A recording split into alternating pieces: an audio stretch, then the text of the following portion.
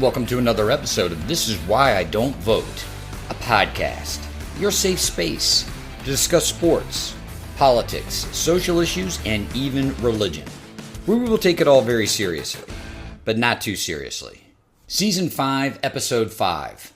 A Chinese company that I've never heard of, that you've never heard of, releases an AI model that is a rival to anything that the West has produced for a fraction of the cost. AI is nothing but an aggregator. And what can it aggregate? Itself. Let's all sit back and watch AI cannibalize itself over the course of the next 5 years. And a hockey segment. I haven't done a hockey segment for this entire season because the Detroit Red Wings were atrocious, and the Detroit Red Wings are no longer atrocious. Let's speak to the surging winged wheel. Thank you all for listening. I do appreciate it. All those who've come back month after month, year after year. If you're new to the podcast, please like, subscribe, thumbs up, 5-star, write a review. Send to friends and enemies far and wide. This Is Why I Don't Vote podcast does not have any advertising on it. Is that because you ask yourself there's not enough people listening to it and you can't get anybody to pay you to advertise on this podcast? Fuck you. How dare you ask me that? Having said that, This Is Why I Don't Vote podcast is on Patreon. Please consider giving me your money so that you can ensure there won't be any advertising on this podcast. Act 1, DeepSeek is the first of what could be many AI cannibals. I did a piece on AI last week and didn't think I was going to do another one. And yet here we are, another week, another piece on AI. The introduction of a Chinese AI large language model. DeepSeek is released.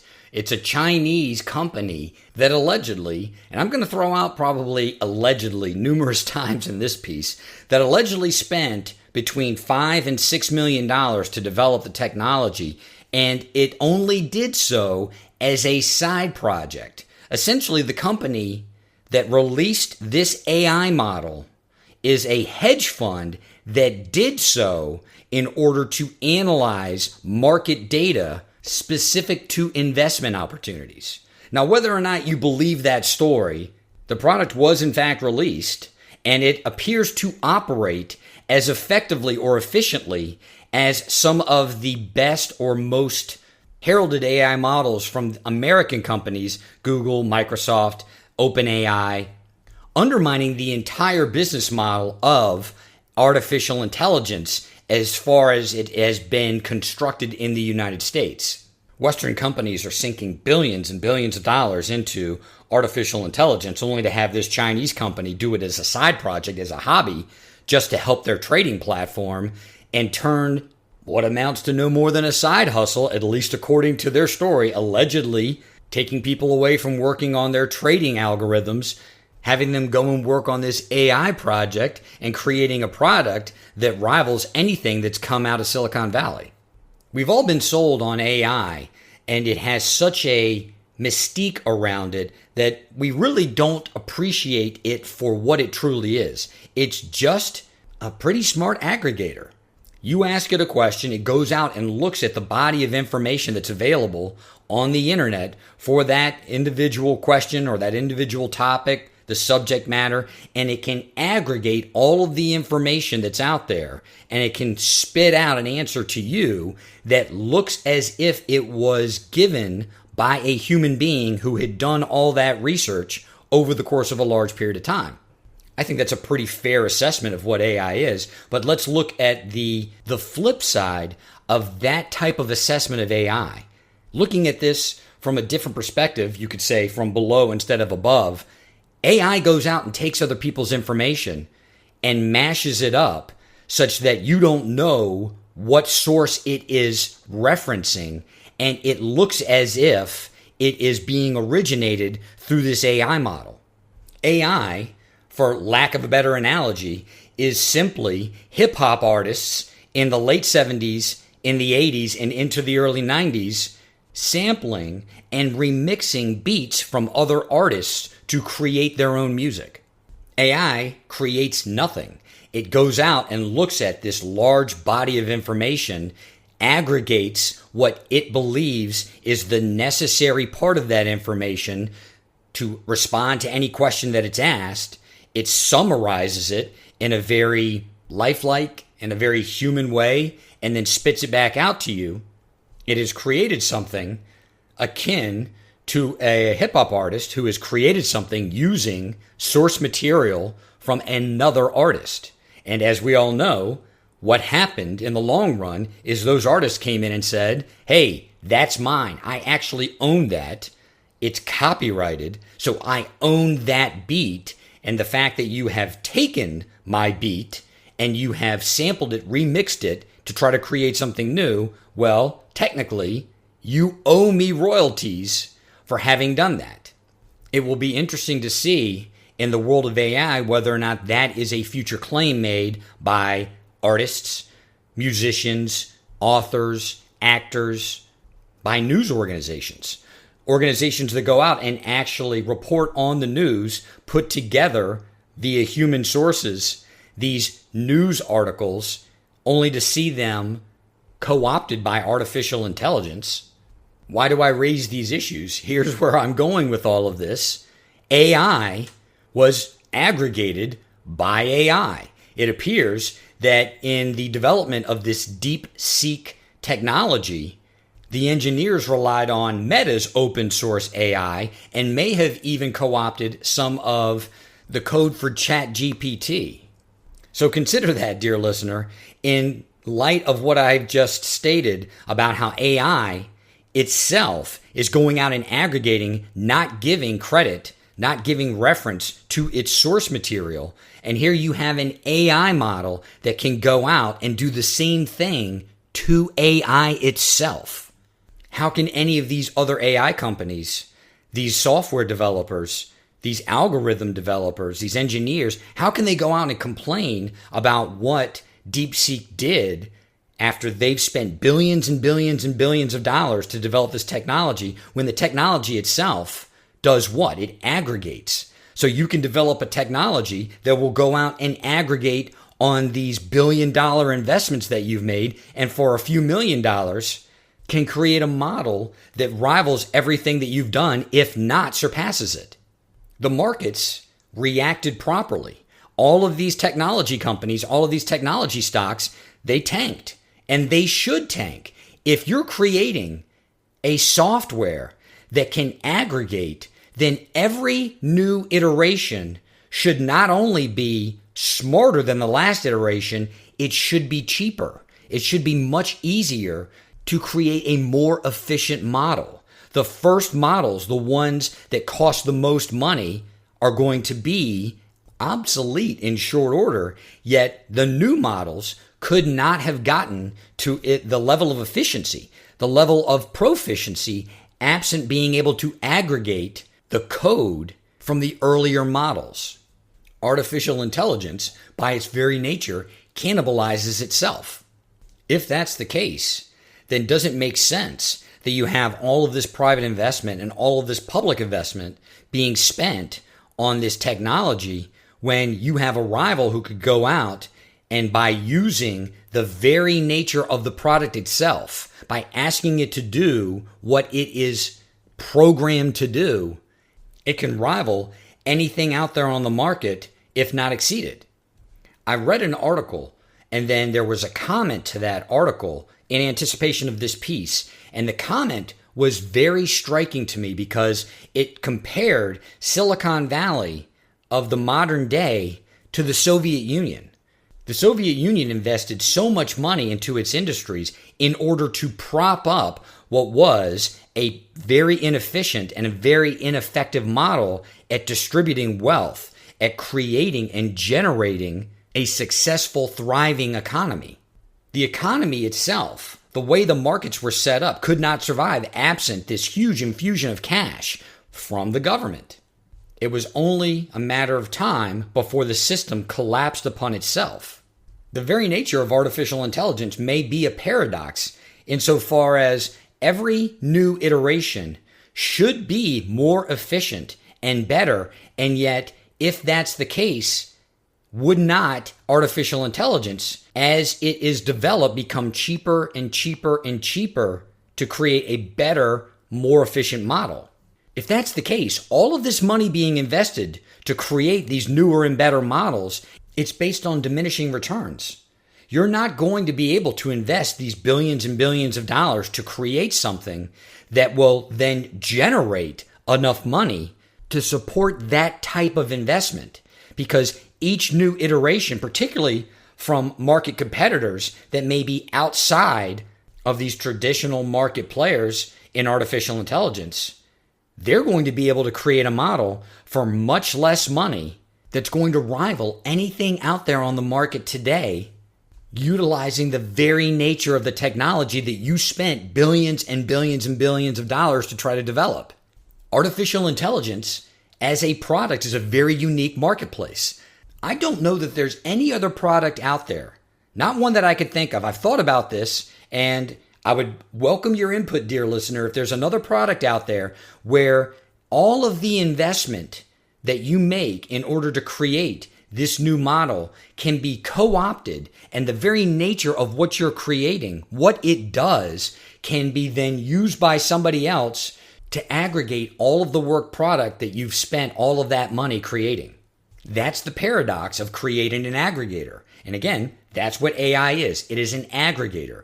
You are building an aggregator to go out and aggregate, and yet someone can build an aggregator to aggregate what you have built.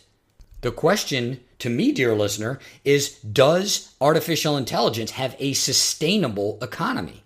Will it not be a situation where the last company to release their AI model will be the beneficiary of all of the investment in AI aggregately? Act 2, the winged wheel surges in January. I haven't talked about hockey much this season because the Detroit Red Wings sucked, and I did not want to wrestle with the negativity surrounding that team, given that they haven't been good in so long. Granted, last year they made a surge at the end of the season to make the playoffs. Dylan Larkin was hurt. They fall apart. He comes back. They have a chance to make the playoffs. They lose a couple of key games. Fortunately, several other teams that were in the playoff race lose their games, and the Detroit Red Wings had a chance with the last game of the season on the line. They win, and a team that they needed to lose, the Washington Capitals, won as well. They didn't make it. Enthusiasm high coming into the 2024-2025 season, and the Red Wings fucking sucked. They were uneven. They were undisciplined. One good shift begat one bad shift. One good period begat one bad period. One good game begat one bad game. They were consistently inconsistent. And I thought, maybe I'm just going to have to write off this season. I don't want to give up on the captain. I'm not going to give up on Yzerman. But I might have to give up on this team in the year of our Lord 2024 being worth a damn. And by way of the calendar, I was not wrong. As the new year approached, Detroit was languishing in mediocrity, out with the old, in with the new. For the new year, Todd McClellan is named Detroit Red Wings head coach. And lo and behold, in the month of January, the Detroit Red Wings, their last 17 games, the team is 13-4-1. 13 wins. Editor's note, 18 games. 18 games. The team finds itself only 2 points outside of a playoff spot. Anyone who's followed hockey for any period of time knows it is a curious sport when it comes to head coaches, because they get circulated pretty well and pretty fast. The culture in that sport is that even if a coach has proven himself to be successful anywhere that he's gone, these teams have a lull. General managers, owners, they are quick to pull the trigger on the head coach. Steve Yzerman, for his part, had given Derek Lalonde a lot of rope, a lot of latitude to try to get the team out of its funk, and it just wasn't happening. The month of December was a disaster. In fact, the whole start of the season was a disaster. There's too much talent on the team to be performing as bad as it was, so it's time for a new coach. Let's tap one Todd McClellan.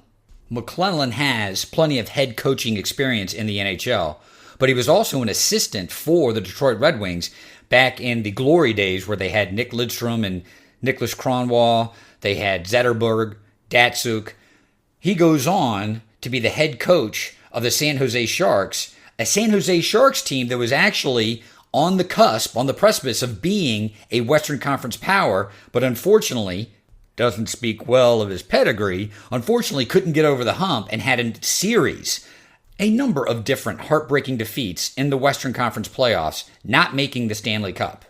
McClellan was also head coach, I believe as recently as 2015, of the Edmonton Oilers in their rebuilding phase, which is to say that they sucked, they were bad, but I think that he was hired to coach a bad Edmonton Oilers team. He was kind of one of those guys that everyone knew was going to be the interim coach to get the Oilers to the place that they wanted to be, stocking up high-level draft picks, stocking up talent, and then once all that talent was assembled, he would be shipped out, and that's in fact what happened.